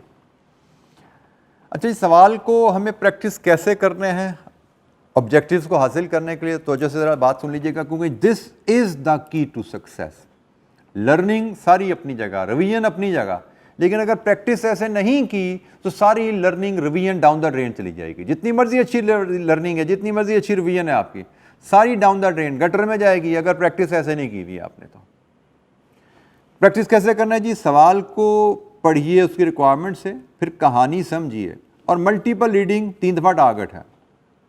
देन आंसर को प्लान कीजिए, सोचना शुरू कीजिए कि भाई मैं इसका आंसर किन असूलों के तहत, किन फार्मूलाज की मदद से, किन स्टेप्स को फॉलो करते हुए किस फॉर्मेट में प्रेजेंट करना है, उसके बारे में सोचिए, फैसला कीजिए, जहन को थोड़ा सा इस्तेमाल कीजिए, इस सोचने में जहन को इस्तेमाल कीजिए।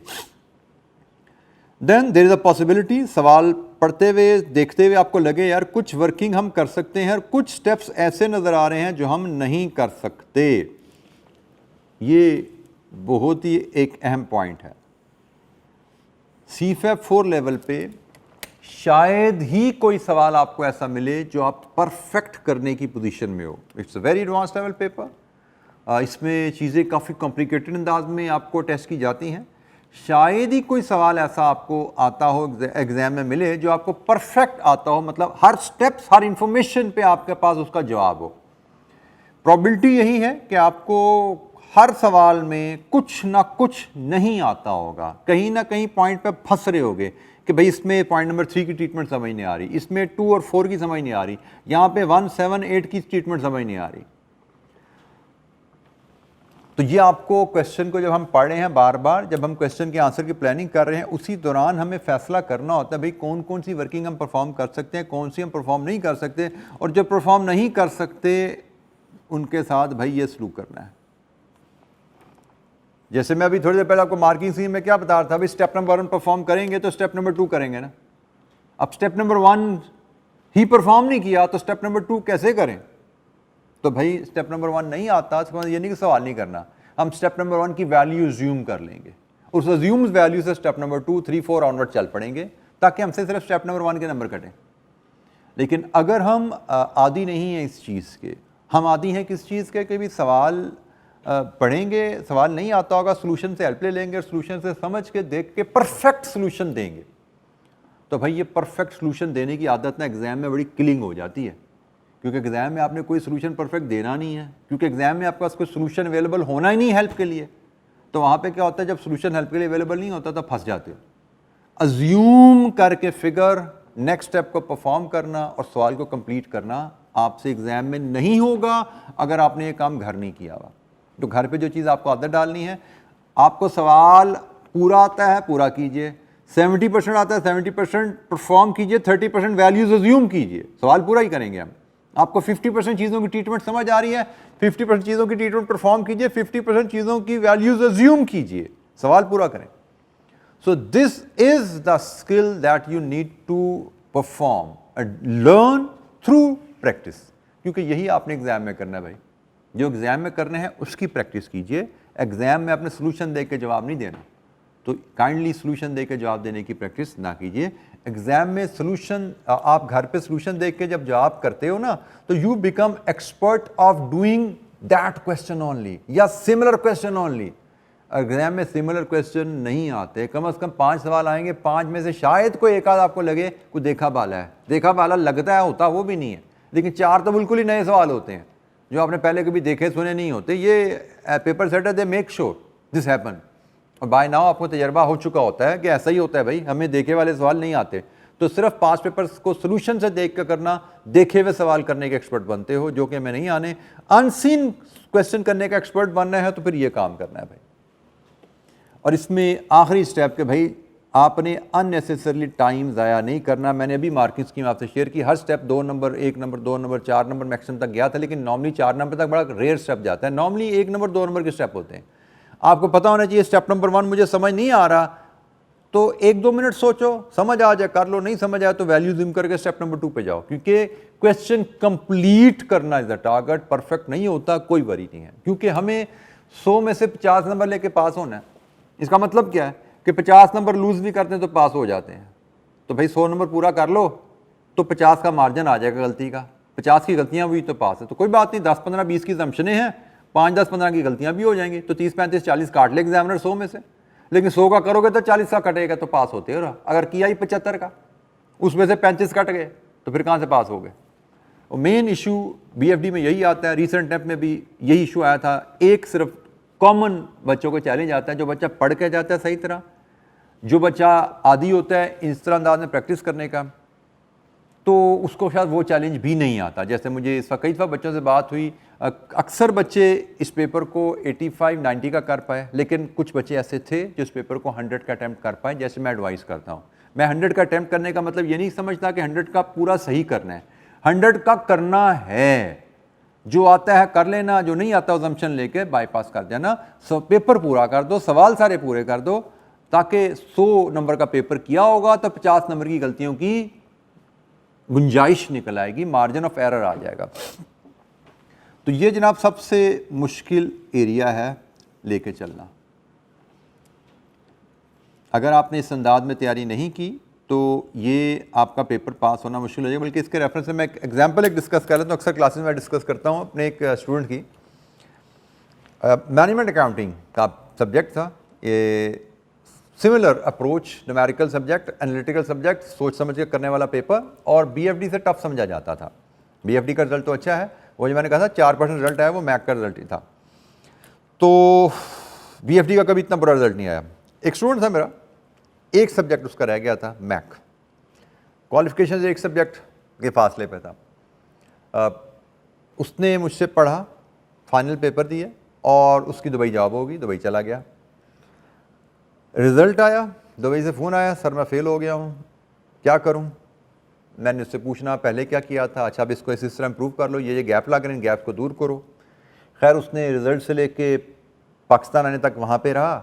पाकिस्तान आया, पेपर से 10 दिन पहले फिर एक बार मुझसे पर्सनली मिला, सर मुझे लास्ट फ्यू डेज़ की एडवाइसेस दे दीजिए। फिर समझाया उसको, भाई इन चीज़ों का ख्याल रखना आखिरी 10 दिनों में, और एग्ज़ाम टेक्निक में इन चीज़ों का ख्याल रखना। वही बातें जो मैं भी आपसे कुछ कर रहा हूँ कुछ करूँगा। उसको रिफ्रेशर दिया सारा, उसने पेपर दिया, जाके पेपर दे के फिर दुबई चला गया। फिर रिजल्ट वाले दिन फ़ोन आया, सर फेल हो गया। ये कुछ 5-6 दफ़ा ये हरकत उसने की, एक सब्जेक्ट उससे नहीं पास हो रहा।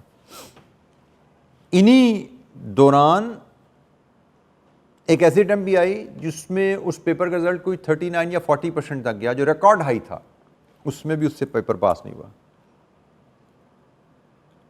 लेकिन शायद इमीडिएट नेक्स्ट अटैम्प्ट में आई कैप का रिजल्ट 4 या 5% रहा, जो मैं अभी आपसे शेयर करता एग्जाम्पल के तौर पे, उसमें वो बच्चा पास हो गया।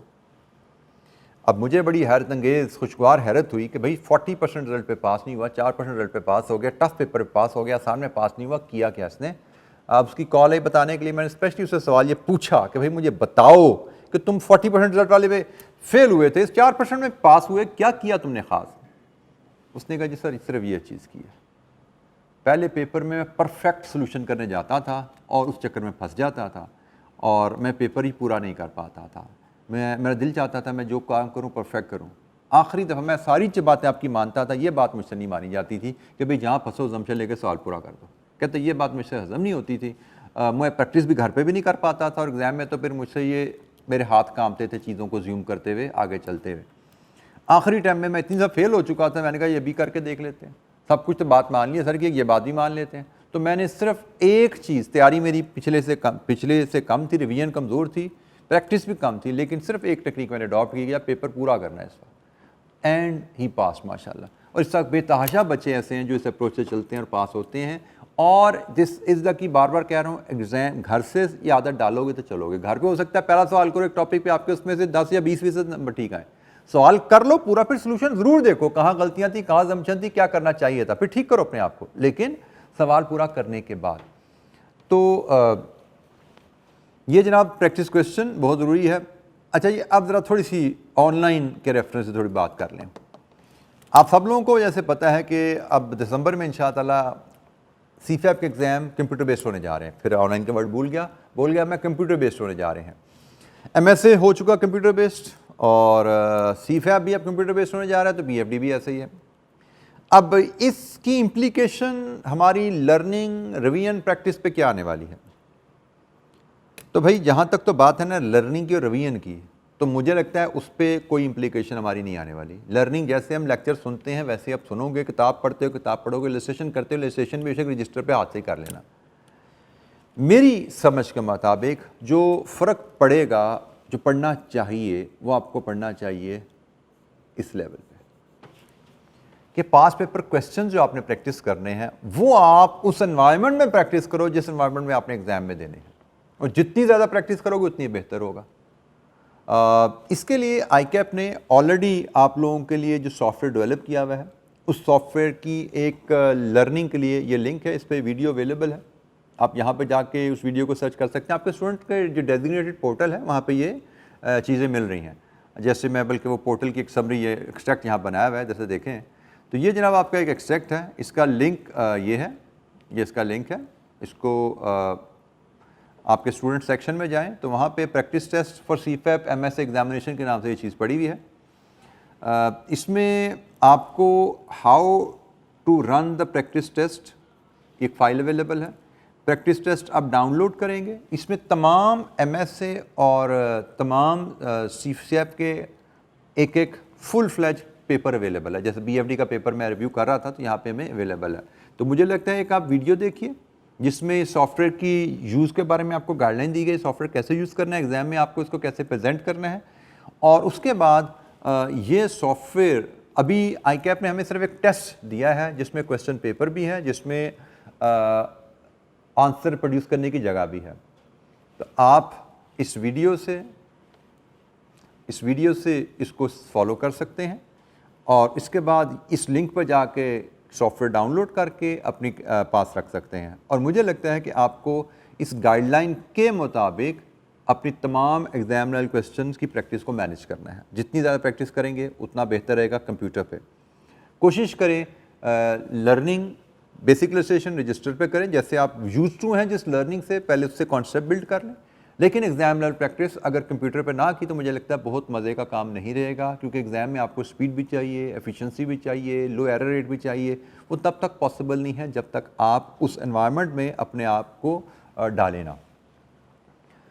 तो as far as classroom is concern, तो क्लास में मैं ज़्यादातर सवाल तो बोर्ड पे डिस्कस कर रहा हूँ, लेकिन इन सॉफ्टवेयर पे भी क्वेश्चंस की डिस्कशन हमारे क्लासरूम प्लान का हिस्सा रहेगी, ताकि आपको थोड़ी डेमोन्स्ट्रेशन मिल जाए, कुछ गाइडेंस मिल जाए कि आपने इस सॉफ्टवेयर को कैसे यूज़ करना है, इस सॉफ्टवेयर को यूज़ करके आपने ये जो बेसिकली एक्सेल और वर्ड ही हैं, इनको लेके कैसे आपने अपने आंसर को प्रेजेंट करना है। तो ये प्रैक्टिस क्वेश्चंस भी हमारे प्लान का हिस्सा रहेंगे। क्लास में कोशिश करेंगे मैं कुछ क्वेश्चंस आपको इस प्लान के मुताबिक भी एग्ज़ाम लेवल डिस्कशन करके वीडियोज़ उनकी आपसे शेयर कर ली जाएँ, ताकि आपको वहाँ से गाइडेंस रहनुमाई मिल जाए और उसके बाद आप चल सकें। अच्छा, अभी तो जो हमें सॉफ्टवेयर मिल रहा है ना, उसमें एक ऑलरेडी क्वेश्चन पेपर फीड है, हम उस क्वेश्चन पेपर को ही उसमें अटैम्प्ट कर सकते हैं। बट वो चूँकि मॉक है, तो मुझे लगता है कि वो मॉक को उसमें करना फ़िलहाल आप लोगों की कैपेसिटी नहीं होगी।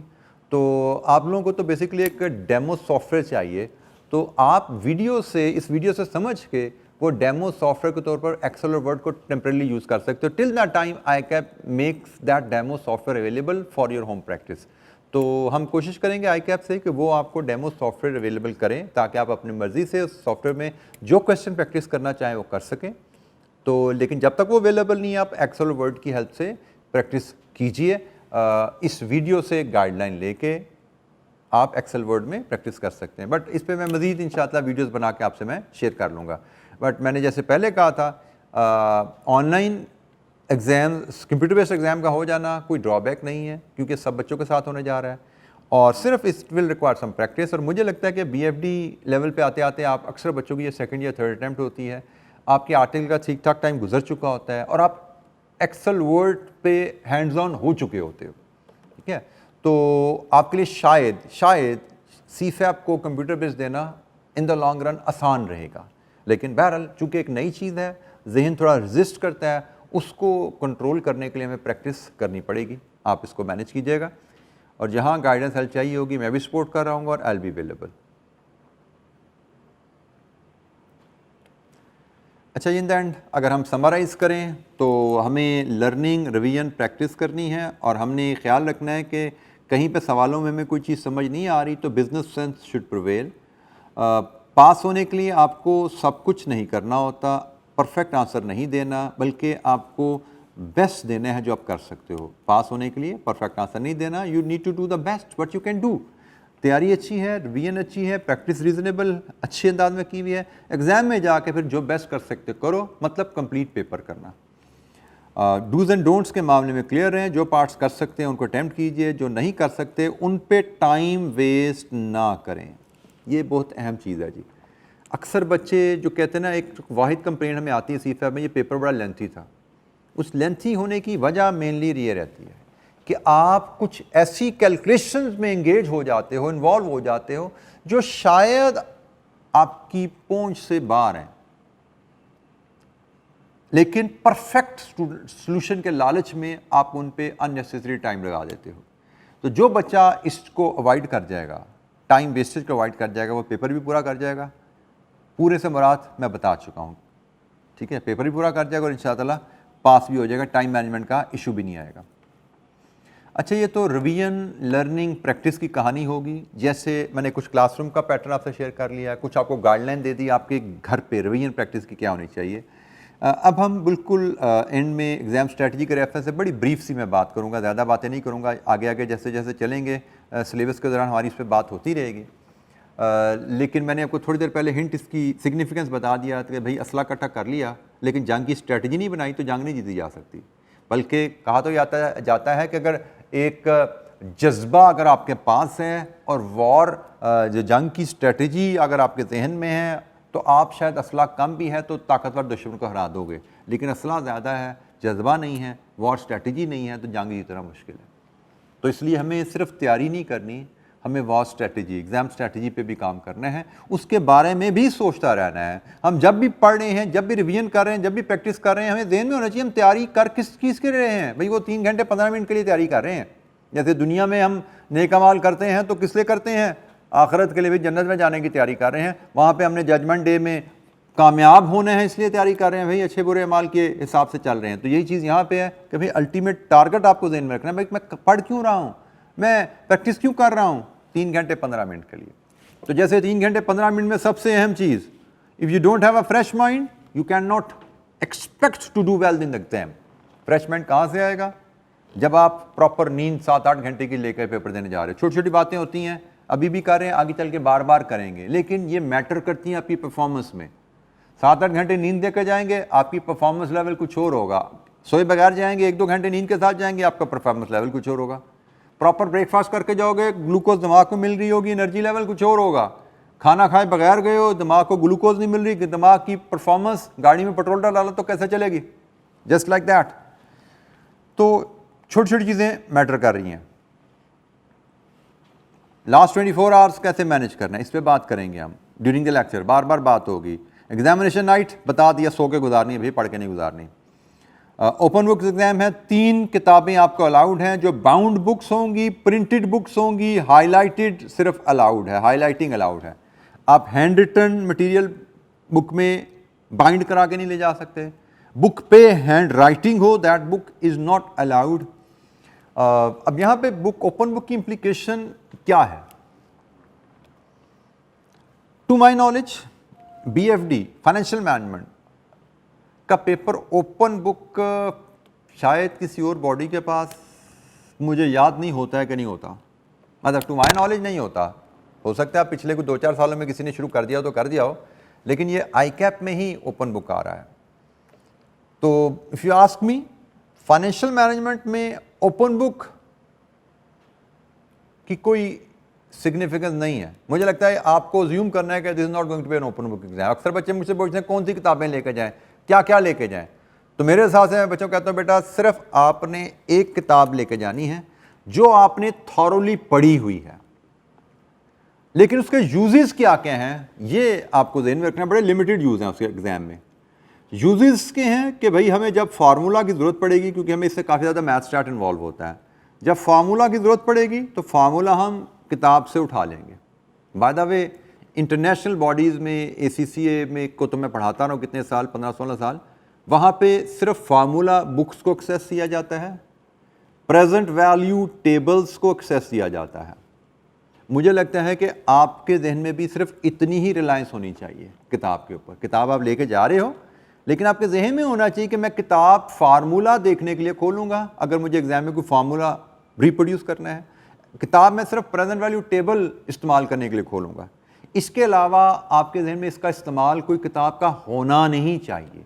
मुझे लगता है कि अगर आप इससे ज़्यादा इस्तेमाल प्लान करके जा रहे हो तो यू आर नॉट प्रिपेयर्ड। आप सोच रहे हो कि आपको कोई थ्योरी आएगी, आप किताब खोल के वहाँ से छाप दोगे, यू आर नॉट प्रिपेयर्ड। आप सोच रहे हो आपको कोई सवाल आएगा, आप पास पेपर का क्वेश्चन खोल के उसका आंसर छाप दोगे, you are not prepared and you will not pass. ये ध्यान में रखो। इतनी रिलायंस से जा रहे हो तब पास नहीं होगे। बेशक आपको 5 पेपर के 5 सवाल आ जाएं, आप पास नहीं हो पाओगे। ये ध्यान में रखना। आप सिर्फ तब पास होगे जब आपकी रिलायंस इन 2 चीज़ों पे है।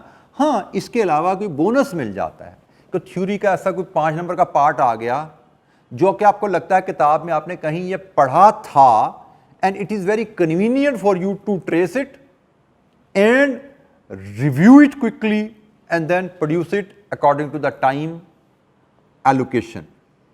फिर तो आप फायदा उठा लो उसका। अदरवाइज प्लान्ड यूज आपका यही होना चाहिए किताब का। इससे ज़्यादा प्लान करना मेरे हिसाब से बेवकूफ़ी है। इससे ज़्यादा प्लान करने का सोचना मतलब आप तैयारी ठीक नहीं कर रहे, आप पास होने शायद नहीं जा रहे।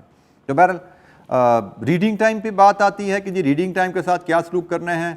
तो बेसिकली मेरी एडवाइस आपने यही होती है, रीडिंग टाइम में आप सिर्फ अपने सबसे पहले नंबर पे होने वाला क्वेश्चन आइडेंटिफाई करें। अक्सर टीचर कहते हैं जी, अक्सर बच्चों का ख्याल होता है, टीचर को तो नहीं मैं कहता, अक्सर बच्चों का ख्याल होता है जी पहले 15 मिनट में हमें रीडिंग टाइम में पूरा पेपर पढ़ लेना चाहिए। That is total waste of those 15 minutes. Papers में हमेशा आसान सवाल से मुश्किल सवाल की तरफ जाना चाहिए। सबसे पहले सबसे आसान सवाल करते हैं और सबसे मुश्किल सवाल सबसे एंड में करते हैं, और जनरली सबसे आसान सवाल सबसे छोटा सवाल होता है। तो रीडिंग टाइम में आपका काम ये है कि रिक्वायरमेंट और मार्क्स को देख के छोटा सवाल जो सबसे पहले आप करना चाहते हो, जो 12, 14, 15 नंबर का हो सकता है, वो आइडेंटिफाई करना। 2-4 मिनट में आपने सवाल आइडेंटिफाई कर लिया रिक्वायरमेंट से और मार्क्स से कि भाई ये एरिया, ये रिक्वायरमेंट, ये बॉडी और ये मार्क्स, छोटा सवाल है, ये करना है मुझे। उसके बाद आप उसकी रीडिंग शुरू कर देते हो। रीडिंग करना, प्लान करना, और जब आपने सवाल को रीडिंग और प्लानिंग कर ली है, देन बिकम जैसे राइटिंग टाइम अलाउ हुआ, आपने उसको लिखना शुरू किया। पहले मे भी 15, 20, 25 मिनट में आप 14 नंबर का सवाल फटका के परे करते हो, उसमें बेस्ट स्कोर कर रहे हो आप, क्योंकि पहले नंबर पे करने वाला सवाल है ही वो जिसमें you can score the best. जिसमें और एग्जाम में बेटा होता क्या है कि हम कुछ पेपरों में लेंगे, कुछ क्वेश्चन में लेंगे मे बी 90% स्कोर, कुछ में लेंगे 60%, कुछ में लेंगे 50%, कुछ में 30, कुछ में इवन 20% स्कोर कुछ क्वेश्चन में। ओवरऑल एवरेज हमारी यहाँ से मिलके 50% बन जाती है और हम पास हो जाते हैं। हमें पहले नंबर पे सवाल वो करना है जो सबसे छोटा, सबसे आसान है, जिसमें हमारा स्कोर सबसे अच्छा है।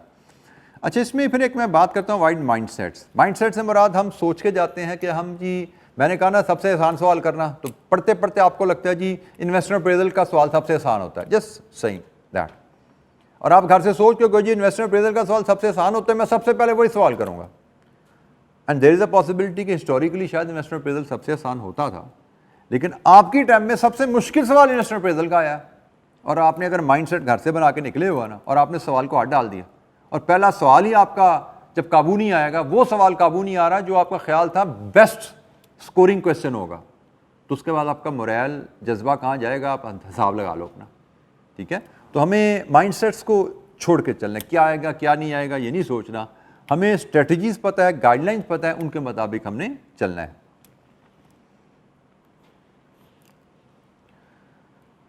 अच्छा, ये वही बातें जो मैं करता आया हूँ, घड़ी पे आप नज़र रखिए, सवाल को कंप्लीट कीजिए, कंप्लीट करने के बाद नेक्स्ट पार्ट पे मूव कीजिए, टाइम वेस्टेज अवॉइड कीजिए। जो बच्चा ये कर लेगा वो पास है, वो उतर जाएगा, जो बच्चा टाइम वेस्टेज नहीं बचा पाया वो गया। अच्छा, ये भी एक बड़ी अहम बात होती है, पेपर में हमसे गलती हो जाती है। अक्सर बच्चे बताते हैं जी गलती होगी, पूरा सवाल काट दिया। गलती हुई थी पार्ट 1 में, कितने नंबर का था पार्ट 1, कंपोनेंट नंबर 1 2 नंबर का, 2 नंबर की गलती थी, 10 नंबर का किया हुआ सवाल काट दिया। नतीजा क्या हुआ, एंड में जाके 15 नंबर का सवाल छूट गया, टाइम आउट हो गए। तो गलती अगर हुई आपसे पेपर में और आपने रजिस्टर कर ली, अगर तो वो गलती एक लम्हे में ठीक होती है, क्योंकि गलती आपकी 1 नंबर 2 नंबर की होती है, उस गलती की वजह से अगली वैल्यूज गलत हैं, तो ये नहीं कि अगले सारे पार्ट्स गलत हो गए हैं, गलती एक स्टेप में हुई भी है। अगर तो वो गलती उसके असरात आप 1-2 मिनट में ठीक कर सकते हो तो ठीक कर लो, क्योंकि उस गलती को ठीक करने में 1-2 नंबर ही मिलने ना आपको, तो कर लो। लेकिन never cross the question and never invest 10-15 minutes in rectifying one mistake, क्योंकि एक गलती है क्या 2 नंबर की ठीक करने के लिए 10-15 मिनट लगा देना बेवकूफ़ी है। गलती नजर आ गई है, छोड़ दो। Your first target is to complete the paper. Reading पे पूरा टाइम दो, 3 दफ़ा पढ़ना है पढ़ो, 4 दफ़ा पढ़ना पड़ता है पढ़ो, थिंकिंग प्लानिंग पे पूरा टाइम दो, और उस पर एग्जीक्यूशन में फटाफट चीज़ों को कंप्लीट करो। Your first target is to complete the paper. Paper complete हो गया, उसके बाद वो गलतियां अगर हो भी गई हैं तो 100 में से 10, 15, 20, 25, 30, 40 कितनी गलतियां होंगी, इससे ज़्यादा नहीं होती। आसानी से आप पास हो जाते हैं अगर आप पेपर पूरा कर पाएँ तो नॉर्मली मैं एडवाइस ये करूँगा, गलती हुई है उसको छोड़ दो, एंड में फिर पेपर पूरा कर ले, फिर देखेंगे ठीक कर सकते नहीं कर सकते। पेपर पूरा करने के बाद टाइम मिले तो कर लेना ठीक भाई, लेकिन यूजुअली टाइम मिलता नहीं है, पेपर पूरा ही कर लें तो बड़ी बात है। ठीक है, तो ये जनाब कुछ बातें थी, और इन बातों को हम, इनमें से बहुत सी बातें हम बार बार रिपीट करते रहेंगे, आगे चलेंगे इंशाल्लाह, आगे चलेंगे बहुत सी बातें हम बार बार रिपीट करेंगे। और लेकिन मैं इसमें फाइनली फिर मैं आपसे एडवाइस करूँगा कि आपको जो डूज एंड डोंट्स बताए जाएँ उनको रिलीजियसली जितने बेहतर तरीके से अडॉप्ट कर सको, जितने बेहतर तरीके से प्रैक्टिस में ला सको, प्रैक्टिस में लाना है, क्योंकि मुझे लगता है उन्हीं में ही कामयाबी है। हर सब्जेक्ट को पढ़ने की अपनी अप्रोच होती है, हर टीचर का सब्जेक्ट पढ़ाने का अपना अंदाज़ होता है। तो आप जब एक टीचर को फॉलो कर रहे हैं तो कोशिश कीजिए उसकी तमाम एडवाइसेस को फॉलो कीजिए। कोई बात समझ ना आए, you are open for discussion. WhatsApp group open है, वहाँ पे अपने क्वेरीज डालिए कि जी ये चीज़ आपने जो बात की थी समझ नहीं आ रही।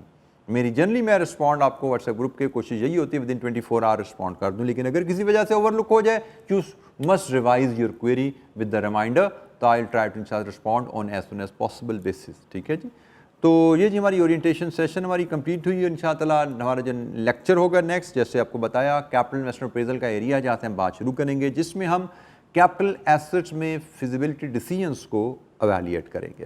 ठीक है जी, तो आज के लिए इतना ही। Thank you very much. अस्सलाम वालेकुम।